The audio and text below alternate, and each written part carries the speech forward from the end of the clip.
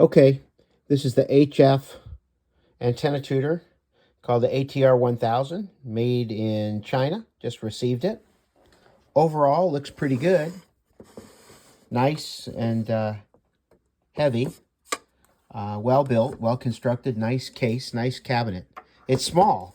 It's maybe, I don't know. Let's grab a ruler here, but it's probably 10 inches deep, about 7, maybe 8 inches across, and about 2 inches high. So it's pretty small. I don't know that it can handle a kilowatt. I set it up initially. What you have to do is attach this antenna here that connects to the Wi-Fi, and then you power it up, and you can connect to it with your computer in what they call a hotspot mode. And then once you get into there, you can configure it further, connecting it to your LAN. The issue that I have are these connectors. Those connectors are supposed to be SO239s, but they're not. They are the Chinese equivalent, the metric thread pitch. And so I have no PL259 connectors that fit properly. They will fit and they will thread, but they will not thread fully, nor will they seat the grooves of the SO239. And that's absolutely critical, especially at higher power. So the first thing I have to do is go in and change these Chinese SO239 connectors. And what I have here is I have two proper silver-plated, genuine SO239s. So those, I have to do this modification. I'm not going to mess around with sending this back to the manufacturer all the way to China. No way. So I'm going to try to do this. And I've sent an email and a message to the manufacturer saying, what's going on? Why are you using those connectors? You know, I'm sure I'll get a standard answer back that says they work fine, but they don't. Come on. They do not work fine. These are the Chinese cheap-ass connectors that do not thread onto American or what we'll call standard PL259s. All right, so stand by. I'm going to dig into this. I'll show you what's inside this tuner and see if we can get those two connectors changed. Doesn't look like it's too hard. Probably 8 screws and a couple of Torx. Got to have a real small Torx wrench there for those screws. So at least it looks good, but at least so far it's out of the gate, strike one. All right, we'll be back. K9, you are. All right, I got this thing open. I loosened the front panel. I guess I didn't need to take it off all the way, but I did loosen the front panel. This is the CPU. That was a little bit loose, I guess you could call it. So I've pushed it back down onto the board there. That's the, what do they call that? I don't know what they call it. Yeah, CPU, MCU, something like that. Anyway, this is the board. That's what it looks like. The components in here, they're using only a couple of ferrites. They're using one ferrite for the largest inductor. And they're using a couple of ferrites, small ferrites for the SWR bridge. So forward reflected SWR bridge. So anyway, that's the story.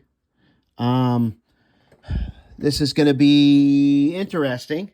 So what we've got is we've got a ground plane that's soldered to the circuit board for the in and out. And then I've got the connector. So I think what I'm going to have to do is just unsolder this connector, center pin, this connector, center pin, and then remove those 4 Torx bolts, and then that should pull the connectors off, and I can swap those connectors for my genuine Amphenol's. Overall, you can see the board doesn't look too bad. Looks nice. It's too bad I had to tear into it. It's like an MFJ product, you know. You buy an NFJ, and the first thing you did is you took the case screws off and you checked to see if everything was wired correctly. Kind of feel like that with this, but that's the way it goes. It's made in China, so I don't know how competent they are. Ham radio hasn't been around that long in China, so and the builders, you know, they're learning how to build things, I guess. So maybe that's the story. I don't know. Anyway, let's continue. I'll get some more video here in just a minute as I pull this back connectors off. Okay, I've got the first 4 bolts out, and let me show you what these are. It's a very small Torx head. See if you can see that. It's a Torx head, not an Allen, believe that's a Torx. Maybe it is an Allen. No, it is an Allen, very small one. And a nut. There's no lock washers, anything like that, which was kind of interesting. But the way they've done the ground is rather than having a typical lug off of one of the screws, what they have here is they've built a little ground plane that connects the in and the output. And then the ground plane with a bit of braid, I guess, that's soldered, is soldered to the circuit board. So it's an okay design. I don't think it's really as secure as putting a lock washer on there, but you know, I'm going to use the hardware that's been supplied here. Maybe I'll add a lock washer or two underneath a couple of the screws on each of the two SO239s. You can see how they're mounted. They're mounted here. Looks like there's a small, I don't know what you call it, a gasket of some kind. I think that's probably not necessary either. And then it's just soldered in with a piece of copper here to the transmit side. So I'm going to unsolder this and pull off that connector, and then I'll show it to you. Okay, I got the connector pulled off. Again, this is one of those Chinese-made chassis connectors. I see a lot of antenna builders online here in the States buy this crap off of Amazon and make antennas with it. And they suck. They're the wrong pitch. And they're not advertised as being the wrong pitch, but they don't work here. So you know, you buy coax connectors here. They're of a certain spec, and this type of connector is not. So I know a guy that I know makes antennas, and he had a lot of headache when he first started out because he bought, you know, these are 50 cents a piece on Amazon, and you know, you think you're getting a bargain, but they don't fit. So what we're going to do is we're going to replace that. This is a genuine silver-plated Amphenol SO239, and it says right there, if you can see it, it says somewhere there you go, SO239.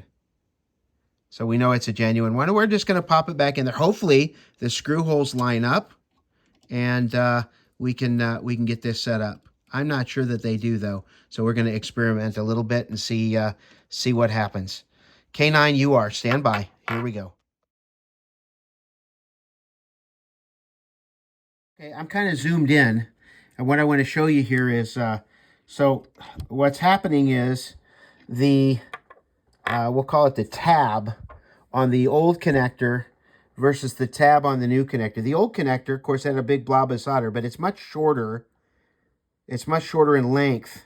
So what we're going to have to do in order to get this to work, we're going to have to trim that copper wire back, the one that goes and attaches to the circuit board there. Now, that looks kind of like a cold solder joint too, so I'm going to reheat that anyway and make sure it's a good connection to the circuit board, because it looks like it was blob and drop solder style, so a little bit of issue in manufacturing there. We're going to reheat the component there, and hopefully that will be able to get our connector put on. That's not going to work, so what I'm going to have to do is I'm going to have to cut this wire about halfway down. So I'm gonna go ahead and cut it about halfway, and that should allow this one here. I'm gonna cut it down, and that should allow the new connector to fit on. I've got these replaced. Now I want to mention something. I did put the spacers in there, and I did that because it looks like they're trying to galvanically isolate the chassis from ground. So you'll notice on the circuit board, you've got the ground connector there, and it goes to this banana plug, but that's isolated from this back chassis. And it looks like everything is trying to be isolated from that back chassis. I don't know why. Maybe it's for common mode current reduction. The only thing that's connected to the back chassis that I can see is the Wi-Fi antenna. So I don't know. Maybe there was some testing and they realized that it's better to galvanically isolate the antenna. So the last connection I have to do, I have to solder this connection here. I've got this one soldered. So let me just solder this real quickly, and then we'll wrap things up and we'll give it a test.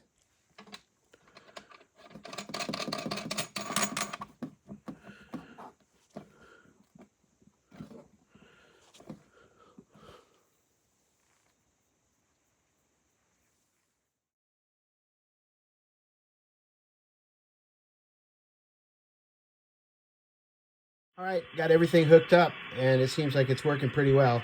This is my test. I call it my test station. It's an ICOM 7300. I've got the, this is Tokyo High Power HL 1.5K, which is about a kilowatt amp. It'll do 900 to a kilowatt. I've got it wired up right now for 120 volts, so, you know, 700 watts is fine.